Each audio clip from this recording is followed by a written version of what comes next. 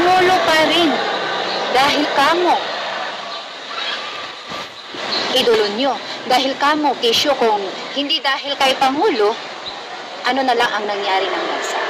Shout out po doon sa babae dito sa Taiwan na isang OFW rin na katulad ko.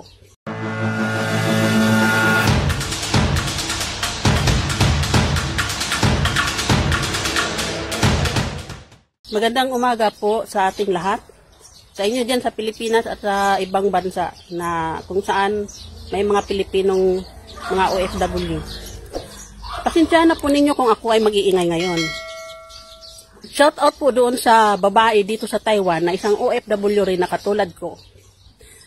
Na walang pakundangan sisiraan niya ang ating Pangulo. Inaalipusta, binabastos. Nakikiusap po ako diyan sa mga taga-Miko, taga-Polo, taga-Uwa. At lalo-lalo na kay Rapi Tulfo at kay Sir Arnel Ignacio. Kung pwede po, maaksyonan po itong babaeng ito. Gusto po namin na mapadeport siya at makasuhan din kagaya ni Mystica kung pwede lang, kung maaari lang.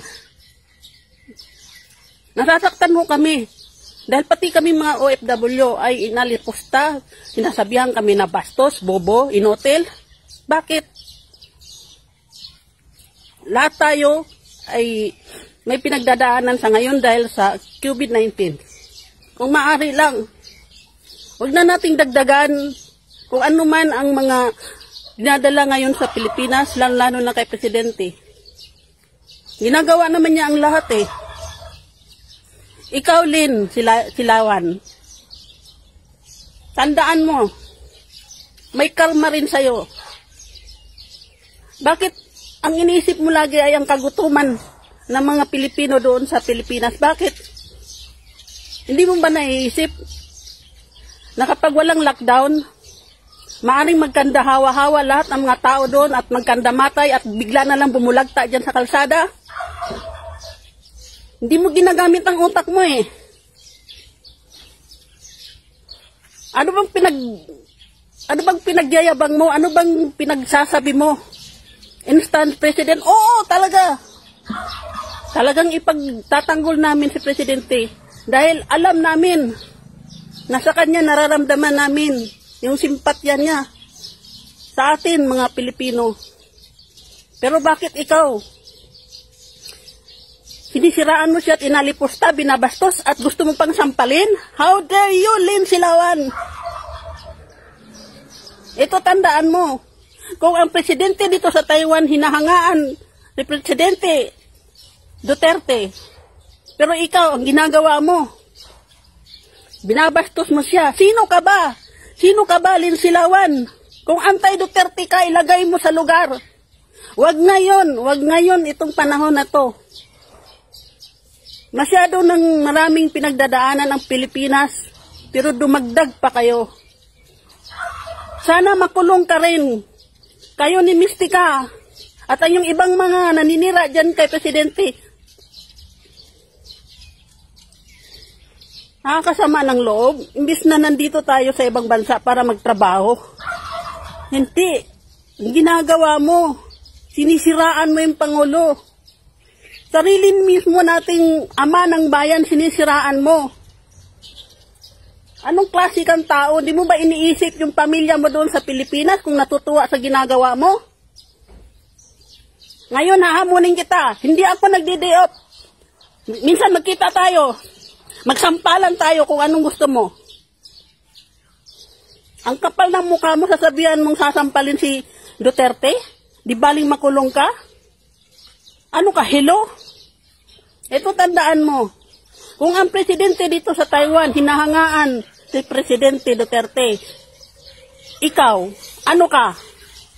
May naiambag ka ba ngayon sa Pilipinas? Sa COVID-19? Maaari, doon sa mga ibang kapamilyahan mo.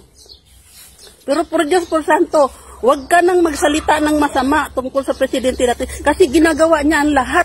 Ginagawa niya ang pagkaparaanan. Ginagawa niya na hindi sila magugutom doon sa Pilipinas. Hanggat mari nga matapos na itong lockdown na ito eh. Dahil para magbalik normal na tayo. Magbalik normal na sila ngayon doon sa Pilipinas.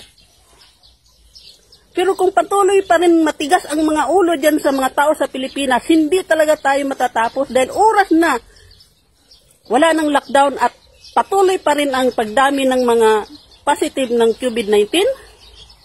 Sinisigurado ko sa inyo, talagang bagsak na bagsak ang ekonomiya natin sa Pilipinas. Kaya kung ako sa inyo, kung meron din lang naman kayong maitulong, tumulong na lang kayo. Sa totoo lang. Nakakasama ng loob. Kaya nananawagan ako sa inyo, taga-uwa, Polo. Sir Rapitol po. Sir Ignacio, dyan sa uwa. Kay Secretary Bilyo, please, paki-aksyonan nyo po itong babae na to. Sobrang-sobra ng ginagawa niya. Pang-alipusta, hindi na namin matatanggap na ganunin niya ang ating presidente. Maraming salamat po. Kung ako man ay nakapag-ingay ngayon.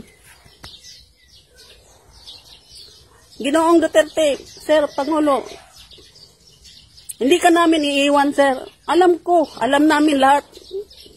Bigat na ang kalooban mo. Pasensya na po kayo sa nangyari sa atin ngayon.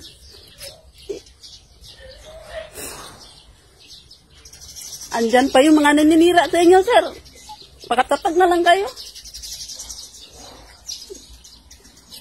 Sana, Sir, lawakan nyo pa yung pangunawa, ang iyong kaisipan, ang iyong kalakasan para sa mga mamayang Pilipino.